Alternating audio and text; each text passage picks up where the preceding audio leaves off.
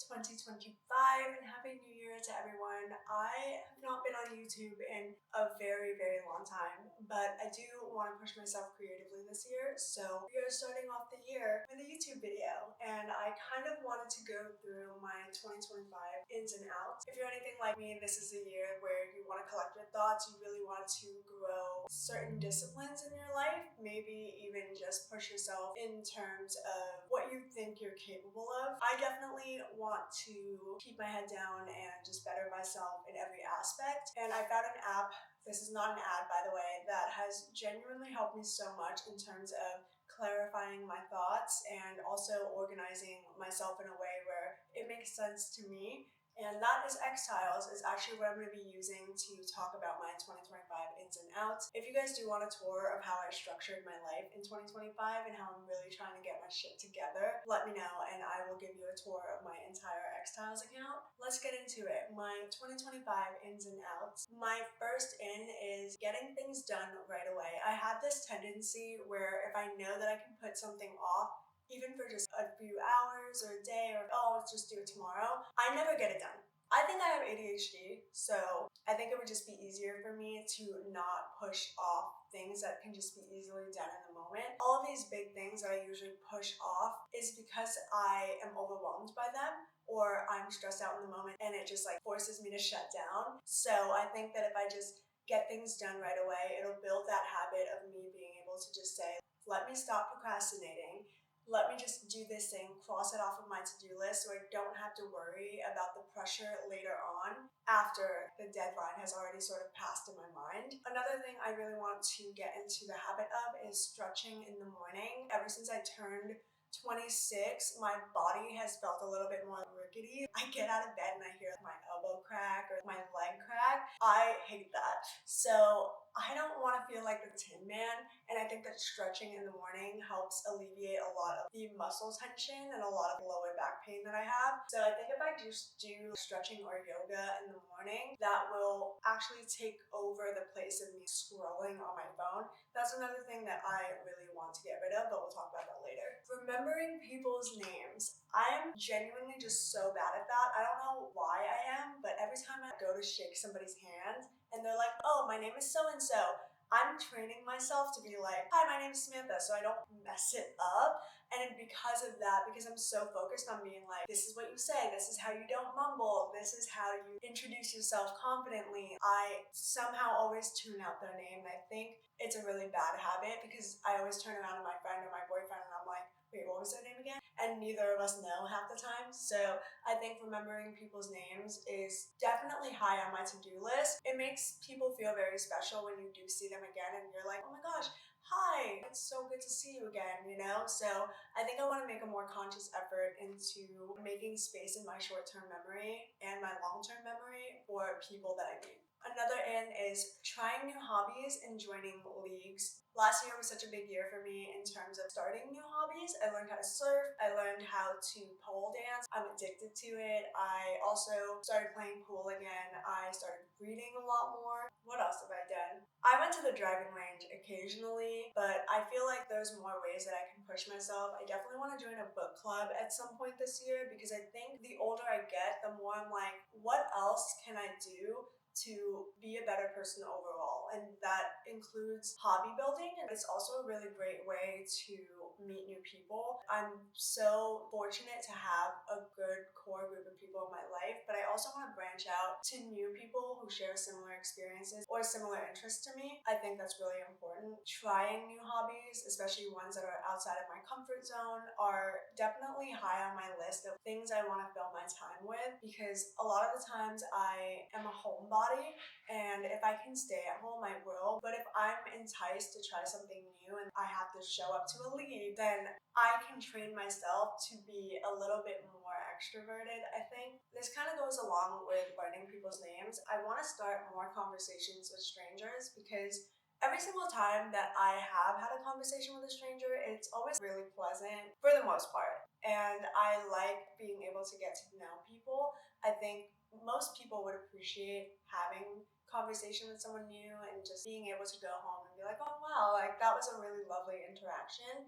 I also just think that it helps boost your people skills and intercommunication skills. But I think having conversations with strangers, it also influences you in a new way. You get to enjoy the small talk. You get to know someone else's story that you don't already know. You get to peer into people's lives and into their brains, and that kind of influences you in little by little form. Another in is developing a personal style. Because of TikTok, because of like overconsumption, we lost our style. I say we, but I'm talking about me. I feel like I lost the direction in which I actually feel comfortable with my personal style. So I'm focusing less on trends and what looks good on other people and more about what makes me feel good. And I find that for me in developing my personal style, I always feel the best in tomboy femme. Like I love baggy pants and like a girly shirt. I think developing a personal style where I feel the most confident is gonna be very important for me because I want my style to be a direct reflection of who I am rather than what looks good and what's in season right now. Like every other girl, I am obsessed with building Pinterest boards and using Pinterest as like an inspo. But I think sometimes I get way too carried away on like, wow, that looks really good on this girl. And then when I try to implement that same style or that same outfit on me, it just doesn't translate the same. What I really want to practice is looking at things as inspiration, being guided by like the silhouettes and like what different cuts I like, what colors look good on me, but at the same time, putting my own twist on things. And I really just want to find a style where I'm like, this is me. And even if it's simple, even if it's wearing and not styling, like I'm okay with that because it's me.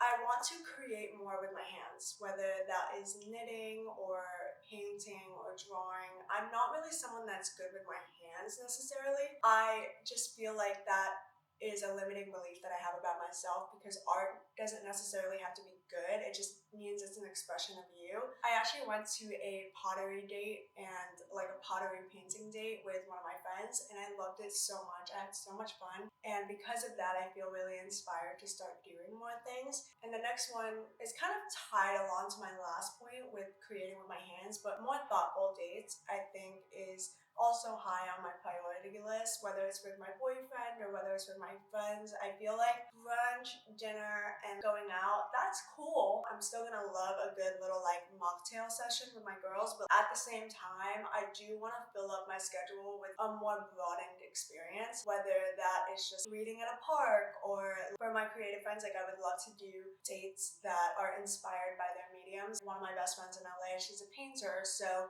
if we could do like a paint wine night at her house, like I think that would be so special. Or even with my friends who are really into sports, maybe I could learn how to play their sports or start to branch out a little bit more. I am such a quality time, love language kind of person. So I think that being able to do that not only would feed my soul and like what fulfills me, but also for the people in my life. I want them to feel seen in the way that we spend time together. I feel like this is also kind of similar, but another in is frequenting enough places to be a regular. I think it's really cool and kind of it girl energy whenever one of my friends walks into a bar and the bartender knows her, the bouncer knows her, and then she's like, we come here all the time for happy hour. I'm like, that's really cool. I love that. What I want to do is find 5, maybe 6 places in LA that I love and would not mind bringing my friends who visit, my family, or even my boyfriend, my friends in LA. Like, I just want to go there all the time, get to know the staff and know the menu front to back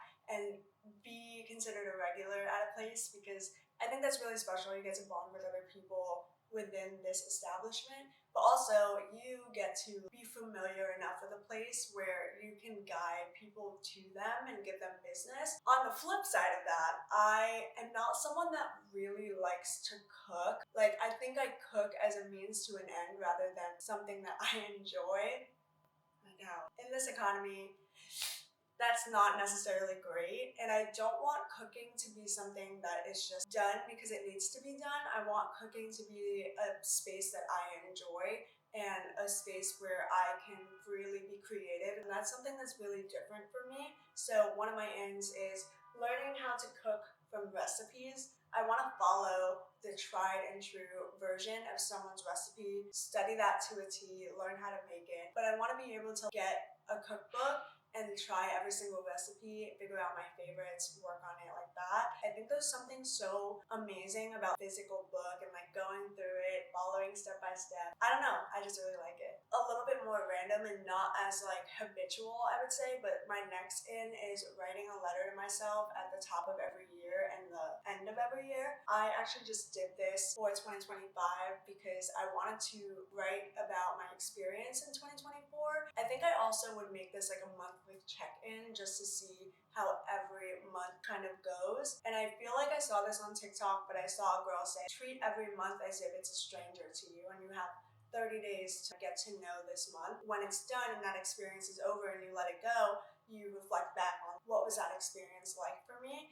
And something about personifying the months of the year make it feel more like an experience rather than a time, if that makes sense. So I think that writing a letter to myself, one, not just forces me to be in reflection with the entirety of the year, but also in retrospect, what worked from last year versus what am I gonna not apply this year? What am I focused on this year? Kind of figuring out what the focal points are of each individual subject in my life. This next one is being intentional with my time and days. I am somebody that needs to see on a physical level what is my schedule for the day. And that involves having a planner or like writing things down on my whiteboard, because if I'm not intentionally planning things out and seeing it physically in front of me, it's just going to be a passing thought in my head that just goes away, and then I'll get distracted and then I'll forget about everything that I said I was going to do today.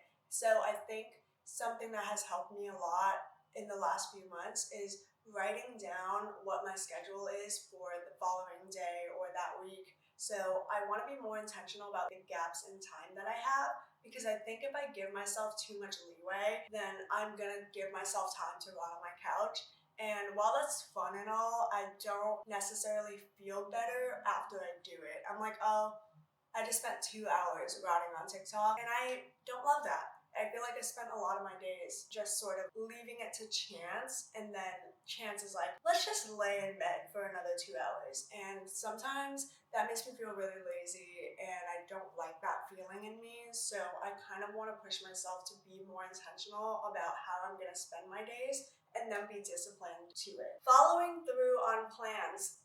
Ooh, that is actually not as big of a problem for me as it was like when I was in my early 20s. I have social anxiety, and sometimes I get like too in my head about hanging out with people that I don't really know or trying a new experience, or I don't know, just like things like that. I used to be a chronic flaker, and I know that that is not a good habit. I don't like that I was like that. So I think this past year, whenever I committed to a plan, I really did try to follow through on it. And I think I had like a 90% success rate. This year, I really want to be selective about how I spend my time. Not just say yes to everything because I know I have to follow through on it, but more I can make time for this. I do have space for this. That is kind of like a two-part thing for me. It's like being intentional about what I commit my time to, and then also following through on those plans.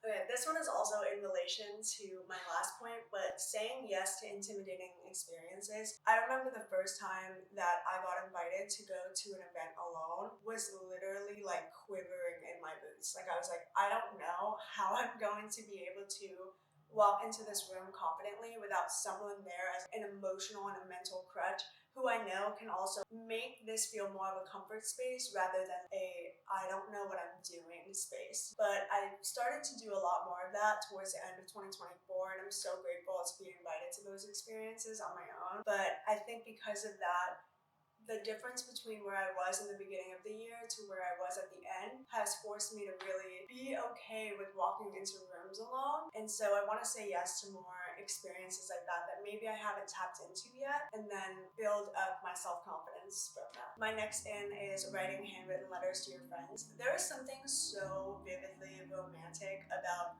writing a handwritten letter. My boyfriend and I leave handwritten notes to each other all the time, which I think is so sweet. But I want to start doing that for my friends because a lot of them live back home in New York. I want to start doing more things that are like, wait, this was adorable. So I think I am gonna start writing like a handwritten letter to a friend of mine, maybe once a month. I'm gonna strive for like once a quarter, but if I could do like a small handwritten note every month, that would be really cute. And in this year is underconsumption. I am actually the perfect consumer because if someone says that they like something enough and I'm like, wait, that's actually kind of cool, I will be sold on it and I will buy it. And I don't think that that is necessarily always the best thing for my pockets. I definitely want to be more mindful about where I put my money towards and like how I consume. I'm kind of sick of looking around and being like, I haven't used this thing in 8 months. Or I bought this shirt because it was like on the TikTok shop and I've never even worn it. Kind of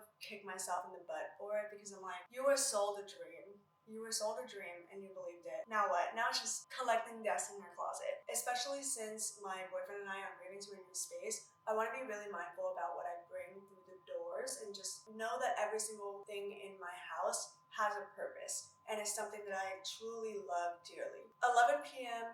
bedtime on weekends, 10 p.m. bedtime on weekdays. This one I am a little concerned about because I am a night owl. I typically tend to be the most productive at night, especially because my schedule has always been more geared towards nighttime, but I kind of want to change that and really fix my circadian rhythm where I get up with the sun rather than up with the moon. And even though I'm gonna miss late night creativity sessions, I think getting up to the sun is going to be a lot better for my body in the long term. One thing I really do want to practice is getting at least 8 hours of sleep. My last in is good posture. Really ratting myself out here, but I don't have the best posture. My boyfriend has great posture, and I see people out in public that have like really, really amazing posture. It exudes such a confidence about them, and also it's just really good practice. I have noticed that I'm starting to hunch over a lot, and I'm 28, so I can't be doing that. And I don't want to be 60 years old, 70 years old, like really hunched over. I am going to just try to practice it where if I feel myself hunching over, then I will be more mindful. And if that doesn't work, then I also have a back brace that I should probably wear more often.